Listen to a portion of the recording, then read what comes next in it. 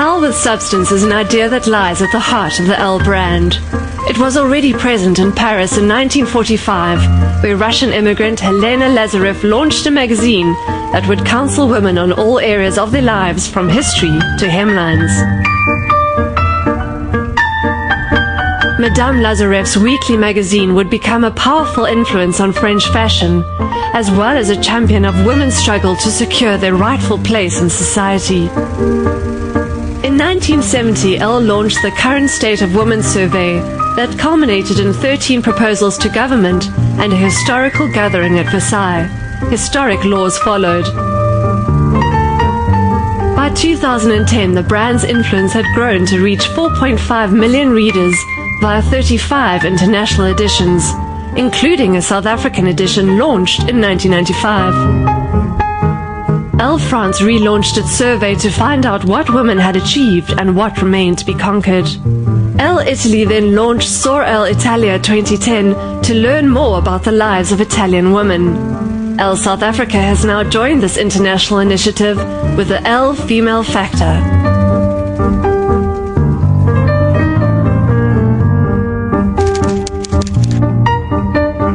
We're very close to women. We bring women content that deals with the female world. It's really to create content that speaks to her at all times. Last year, ELLE France conducted this project to such huge success that when we took a look at it in November, we realized that South Africa was prime ready for it.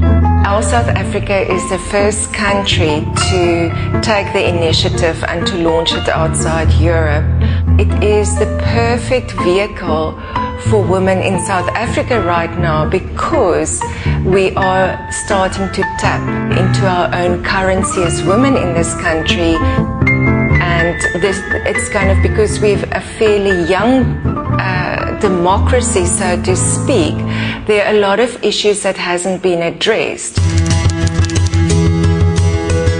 Our first aim is to listen, and as it is, we have listened to over 1,000 women already who have completed the ELLE Female Factor survey. I think that the ELLE Female Factor is important in that it is starting the conversation that needs to be had between women. It's a very thorough survey, and I think it's going to reveal details about our lives that we don't necessarily get from reading the newspapers and reading magazines. The juggling of a husband, 4 children, a career, my own personal strengths and ambitions and spiritual beliefs and practices, and just the need to be Terran sometimes.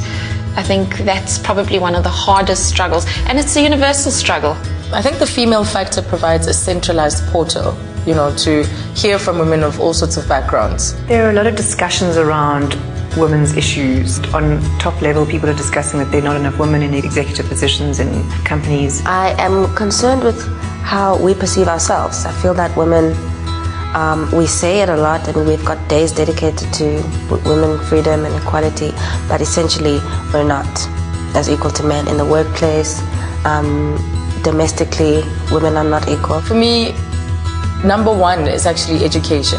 Particularly as a parent, I'm more conscious of how the future of this country will unfold. Because I've got children who will inherit this country, who will take it forward.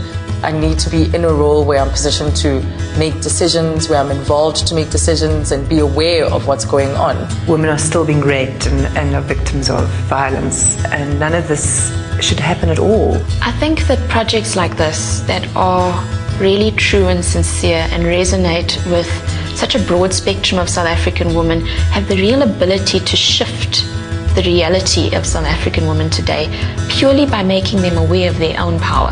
If we can deal on a level playing field, then I think that's the day that we can say we've done enough. What we would like to do as this project culminates is to hand a white paper to government that will have tangible proposals that can facilitate change.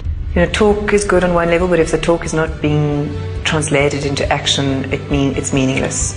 It's important to present this paper to government because we don't essentially interact with them ever. My wish would be for the project to actually influence policy, to influence laws, that perhaps are biased at the moment against women, for it to go to the highest levels of government. We're also planning to do a special issue dedicated to women in South Africa, and in that issue we will present the findings of the survey. We will look at how much women have in fact changed or what is still needed to facilitate change to make her life better in South Africa. We would like to invite women in South Africa to embrace style with substance and help us write the next chapter in the lives of South African women.